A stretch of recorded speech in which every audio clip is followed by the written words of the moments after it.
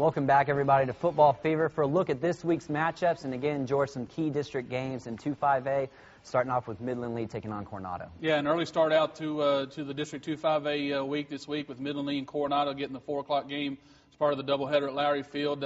Be interesting to see how each one of these teams come in. You know, Midland Lee's got some confidence coming in now after their win over at Avocado. They got their offense going a little bit, played pretty good defensively.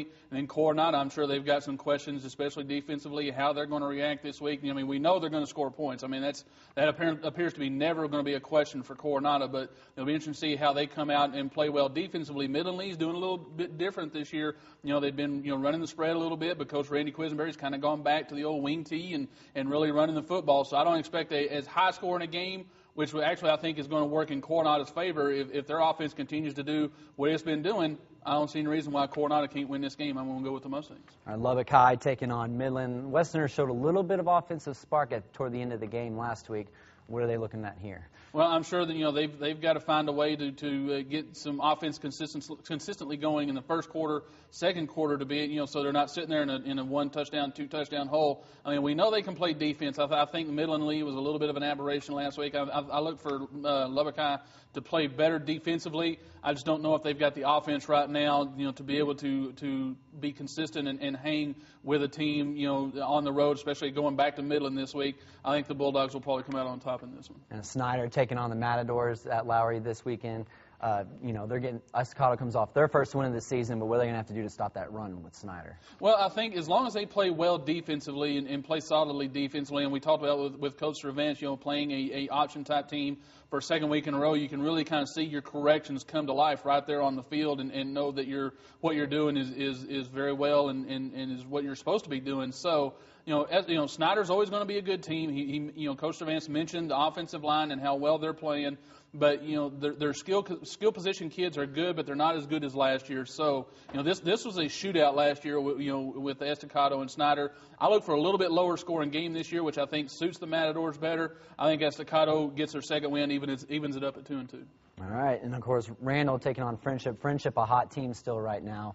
What are they going to be seeing with Randall? Yeah, this has been always one of the most interesting games the last few years, whether it's regular season. They've met in the playoffs a couple times, between Randall and Friendship. Randall is a very solid team. Friendship, like we talked about, is also a very solid team and looks to, I think these are two of the more evenly matched teams, in the week. So given that, I think Friendship's offense does enough. I think it's another close scoring game, probably about a 21-20, something like that. But I think being at home, Friendship gets the win in this one. All right, the Woods, we've talked so much about them at Muleshoe and their offense. We talked a little bit about their defense. They're going to be taking on Crane now. And, Westwood only just a few yards shy of 1,000 yards and almost 20 touchdowns so far this year. Yeah, already. I mean, what we've talked about with the kid is what he's doing, just stepping in as a first-year quarterback has been amazing, and what Muleshoe's offense is doing is amazing. I'm not sure that there's anybody at the 2A level, even Crane, and Crane is a very good football team. Crane beat that same Midland Greenwood team that Estacado beat last week. So, but I'm not sure that anybody can slow down the Mules right now. I think we're probably looking at a 2-3 touchdown game, with the Mules coming out on top. Nazareth suffering a loss to New Deal last week. They're going to take on Morton this next week. Who do you see coming out on top in that one? Nazareth's a very good team. They show they can play well defensively. They held New Deal to 14 points, and it was a pretty close game throughout. Morton, has only had the one game under its belt, but it was they've got 2 games under their belt. They had a close win against Seagraves, but then they had a blowout against Amarillo Arbor Christian. So, it's 2 teams that have had some success, but Morton's had a little bit more success. Given the way the things have panned out, I'm going to go with Coach Don Reeves, one of my favorite coaches. Coach Reeves and the Indians this week over at Morton. All right, we talked to New Deal getting that win last week. They're going to be taking on Seagraves. New Deal had almost a little more than 280 yards rushing against Nazareth. How do you see them coming out against Seagraves? Yeah, when you can control the ball like that, and with your offensive line and your running game, which I know Coach Ron Mayo loves to do out at New Deal, you're going to win most ball games. And it's how they beat Nazareth last week, controlling the ball, keeping the ball away from the Swiss. They've got another tough opponent this week with Seagraves. Seagraves is coming off a loss. But it was a low-scoring loss. Seagraves is still a very good football team, but going in, I think New Deal's ability to control the ball with the running game gives them the edge. I like the Lions in this one. All right, and then Meadow taking on Paducah. We saw a couple of big wins early on from Meadow. What are they going to see this week? Yeah, I think Meadow is probably one of those 6-man teams here that that's really kind of on a mission this week after this year after last year, having missed the playoffs, things like that. After being in the playoffs for so many years, I think they're motivated and ready to go. Paducah came up with a big win against a state finalist team in Jayton last year, so it's going to be a good game. But I think the Broncos, with their ability, the way they're playing the ball right now, I like them in this game. Who has impressed you so far in any of the districts, but mainly just 2-5A that you've been able to look at this year? Well, mostly my from what I've seen has been 2-5A. Kind of like I said earlier, I like the way Odessa is playing. I think they're really a surprise team in this district. And most of us consider them be bottom of the team or bottom of the district team down there with Lubbock High and with Tascosa. So but the way they've really developed some good offensive weapons. Derek Teagard at quarterback is outstanding, and they've got a great 1-2 punch with the Marquez brothers, Bradley especially. I mean, he has just shown some amazing deals, and if I'm not mistaken, just a sophomore. So I know that's a weapon that Ron King really likes out there.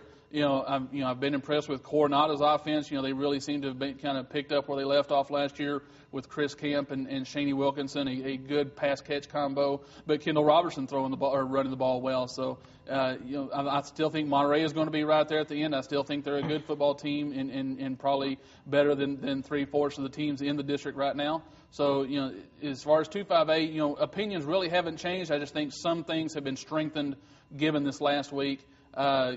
In the lower classifications, I really like what Friendship's doing. They've shown some good balance offensively and some really good talent on defensively, especially like we said, having to replace all those starters. We've mentioned Muleshoe, several times. I still look for Brownfield to be there, even though they had a rough game against Littlefield last week. But there's a lot of teams that are going to have rough games against Littlefield, and that's not going to change the way Littlefield runs the ball. Idalou is still one of those teams that I think will be there at the end. New Deal. So a lot of your teams that are traditionally there at the end, but some new ones that are coming through, and it'll be interesting to see over the next 2 or 3 weeks how things really kind of start panning out. Because once you get past the 1st of October, then everybody's in the district, and everybody kind of starts getting in that stretch run, and it'll be interesting to see how all that goes. Georgia's picks for Week 3, Coronado coming out on top against Midland Lee, Midland over Lubbock High, Avocado coming out against Schneider, Friendship over Randall, Muleshoe over Crane, Morton over Nazareth, New Deal taking out Seagraves, and Meadow over Paducah. That's all the time we have this week. Tune in right here to LISD TV and LoneStarVarsity.com for all your news, highlights, scores, and more from around the area. And we'd like to know what you're thinking. You can email George and I at sports@LubbockOnline.com. I'd like to thank Coach Servance for stopping by for our Chalk Talk session. For George Watson, I'm Travis Cameron. We'll catch you next week. Catch the fever.